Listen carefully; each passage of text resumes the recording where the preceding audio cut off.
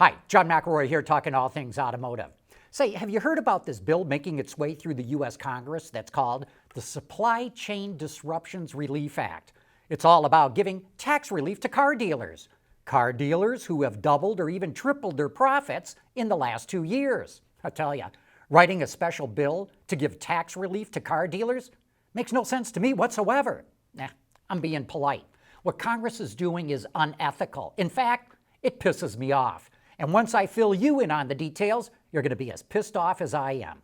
Specifically, I'm talking about a bill that's called H.R. 7382 in the House of Representatives. It was written by a Democrat and a Republican. Democrat Dan Kildee from Michigan and Republican Jody Arrington from Texas. My, they sure have written a very popular bill. The House version has 92 co-sponsors, which is a lot, and it has strong support from both sides of the aisle. 51 Republicans and 41 Democrats from 35 states are co-sponsors. When was the last time you heard of a congressional bill getting such widespread support on both sides of the aisle? Same thing goes for the Senate. 38 co-sponsors from 29 states, split between 24 Republicans and 13 Democrats. That just doesn't happen these days. The Lugar Center and McCourt School of Public Policy at Georgetown University publishes an annual bipartisan index of Congress, and that index is at the lowest it's ever been since they started publishing it. Yet this bill goes completely in the opposite direction. Republicans and Democrats are falling all over themselves trying to get it enacted. And here's the ugly truth, people. A lot of those co-sponsors either own car dealerships or who have family members that do. The Detroit News reports that this includes Republicans Mike Kelly of Pennsylvania and Roger Williams of Texas and Democrat Donald Byer from Virginia.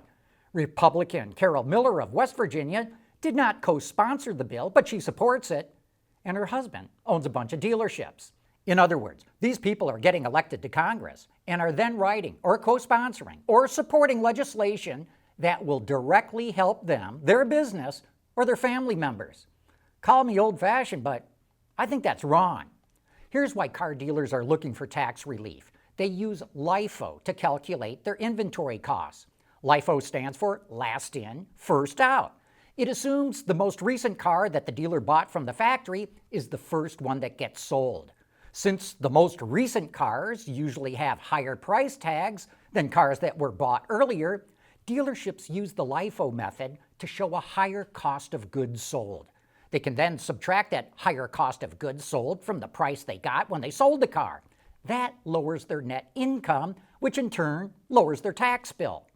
But when inventory levels plummeted to record lows because of COVID and the chip shortage, car dealers didn't have as much inventory to subtract, and that difference is taxable income. Well, they don't want to pay that much tax, and they're asking Congress for help. Here's why they're getting so much bipartisan help. Car dealers and their lobbying group, the National Auto Dealers Association, are some of the most powerful lobbying groups in Washington, D.C., and in every state capital. That's because car dealers are in every state, every county, and just about every community. They're often the pillars of their community. And in small towns, car dealers are usually the largest employer and the largest taxpayer. And they're very good at making political donations. So car dealers have enormous, widespread political support, far greater than the car companies have. Look, I don't blame car dealers for asking for tax relief, but keep a couple of things in mind here. Car dealers have never made so much money in their lives. The inventory shortage allowed them to jack up prices. According to Edmunds, over 80% of car dealers are charging well over the MSRP. You've heard the horror stories. Customers are complaining bitterly about extra charges tacked onto the MSRP, but with inventory so low, they don't have any choice. If they need a new car, they're going to get taken to the cleaners. In fact, it's gotten so bad that car companies like General Motors and Ford and Subaru tried to tell their dealers just to cut it out. Moreover, car dealers have slashed their floor plan costs. They've gotten rid of a lot of their advertising and they've gotten rid of a lot of their salespeople. Put it all together, and most dealerships have doubled or even tripled their profits. And because they're making so much money, they want Congress to cut their tax bills. And you got members of Congress who own dealerships or who have family members who do, who are running to the front of the parade to give them the legislation that they want. Look, I get it. I'm not a Pollyanna. I get how the system works. But here's what really pisses me off. If you want to help the auto industry, start helping the suppliers. While car companies are reporting solid profits and car dealers are reporting record profits, suppliers are getting slaughtered.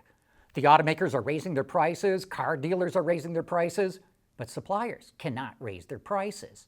They've seen their manufacturing volume drop off a cliff. They've seen raw material prices go through the roof. They're struggling to get the factory workers they need, and their finances are getting destroyed. With interest rates shooting up, they can't even afford to borrow the money they need to stay in business. All of this is running under the radar right now, especially with the second and third tier suppliers. That is, the suppliers that supply to the suppliers. They're teetering on the edge, and a lot of them are not going to make it. These are small to medium-sized companies whose business is usually tied to just one automaker. In many cases, their business is tied to just one model. It's not like they can diversify their business or go find new customers. And if they go under, they're going to drag the whole industry down with them. They need help, and they need it yesterday. So Congress, wake up and look at the big picture. You're falling all over yourselves to help car dealers who are making more money now than they ever have. You've got it wrong. It's the supplier industry who needs your help, because if they fail and drag the whole industry down with them, all those car dealers can kiss their ass goodbye.